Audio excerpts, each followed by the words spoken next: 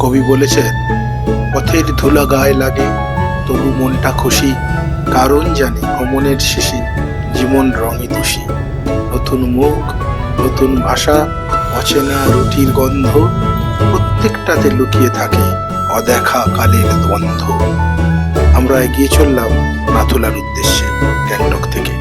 কি অপূর্ব শোভা, কি অপূর্ব রাস্তা, মন তো যেন মুগ্ধ হয়ে যাচ্ছিল।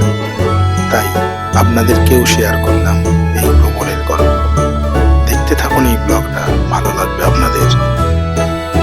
যেতে যেতে পৌঁছে গেলাম এক সুন্দর ভিউ পয়েন্টে। আকাশের মেঘগুলো যেন পেঁজা তুলোর মতো পাহাড়ের গায়ে আটকে ছিল। কি অপরূপ তার শোভা, মনে হচ্ছিল যেন এখানেই কিছুক্ষণ সময়টা কাটাই। তাই সবাই মিলে এখানে একটু দাঁড়ালাম, ছবি তুললাম। আপনারাও এখানে দাঁড়াতে পারেন, ছবি তুলতে পারেন।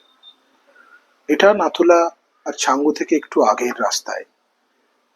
বাঁদিক থেকে আপনি কাঞ্চনজঙ্ঘাকে উপভোগ করতে পারবেন। মেঘ সরলে হয়তো কাঞ্চনদার দেখা পেতাম, কিন্তু দুর্ভাগ্যবশত সেদিনকে আর পাইনি। কিন্তু কি অপরূপ শোভা, এত সুন্দর আকাশ, সবুজ পাহাড় আর রাস্তা, মনে হচ্ছে যেন সুন্দরভাবে কেউ এঁকে দিয়েছে। এই দেখতে দেখতেই আমাদের সময়টা খুব ভালোভাবে কাটছিল। তারপরেই রওনা দিলাম নাথুলার উদ্দেশ্যে। আমরা এখানটা একটু দাঁড়ালাম, একবার দেখুন জায়গাটা, অদ্ভুত জায়গা। ওফ, ঠিক ছাঙ্গুর আগে নিচে একটা খরস্রোতা নদী বয়ে যাচ্ছে, লাগছে, সেই লাগছে।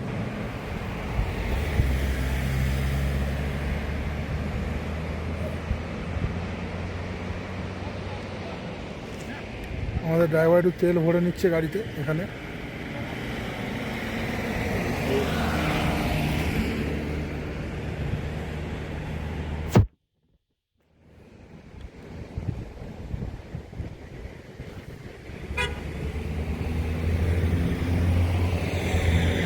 আকাশটা দেখুন, খালি আকাশটা, আহা কি ওয়েদার। আমরা চলে এসেছি ছাঙ্গুর কাছাকাছি, 2-3 কিলোমিটার আছে। হিমালয়ের একটা রেঞ্জ।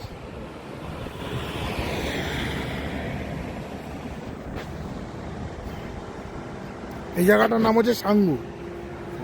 ছাঙ্গু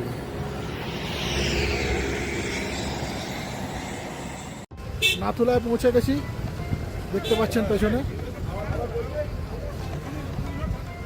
এখানে ভিডিও রেস্ট্রিকশন আছে, সমস্ত জায়গায় করা যাবে না।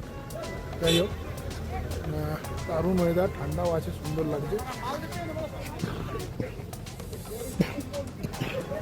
এদিকে সব বাংকার রয়েছে, এদিকটা সুন্দর। আমরা ওপর দিকে উঠে যাবো, ওখানে রেস্ট্রিকশন আছে।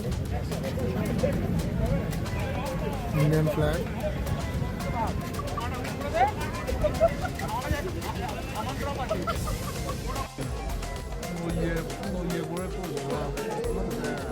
মনটা গর্বে ভরে যায়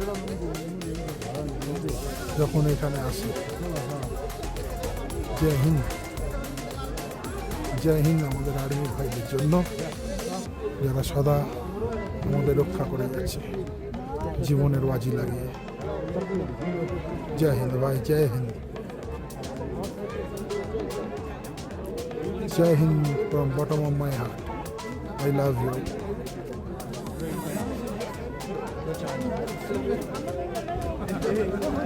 ভারত মাতা কি জয়। এখন আমরা এলাম হরভজন সিং বাবা মন্দির। দেখুন,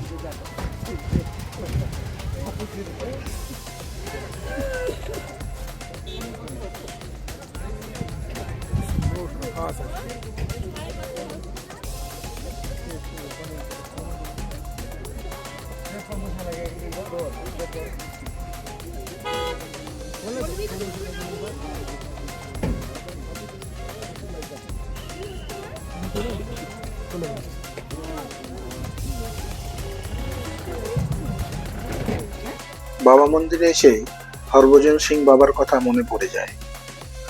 সেই বাবা এই তিরঙ্গার জন্য নিজের জীবনকে বলিদান দিয়েছিলেন। তার কাহিনী আজও ওখানকার আর্মিদের মুখে মুখে।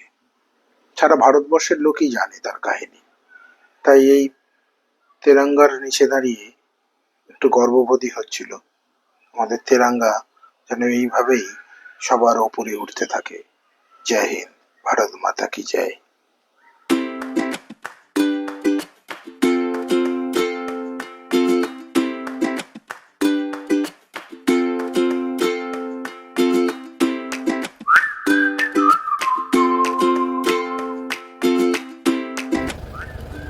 সাঙ্গুলেকে প্রচুর জল আসবে।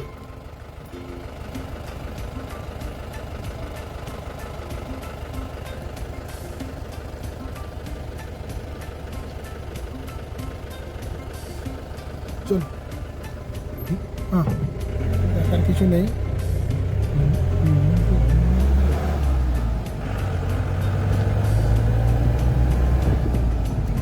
বরফ হলে যেটা ভালো লাগে আর কি।